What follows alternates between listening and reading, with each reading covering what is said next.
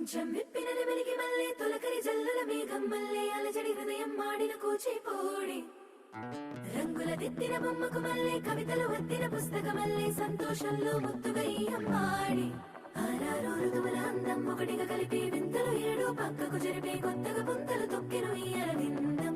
అమ్మమ్మో తాండవమాడే కృష్ణుడి నుండి వేణువ గానం తీయగ పండి రాధకు ప్రాణం ఉప్పొంగే ఆనందం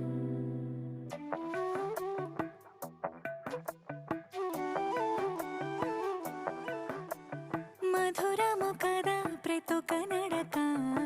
నీతో కలిసేలా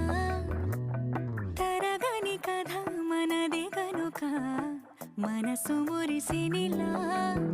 ఉసురేమో నాదై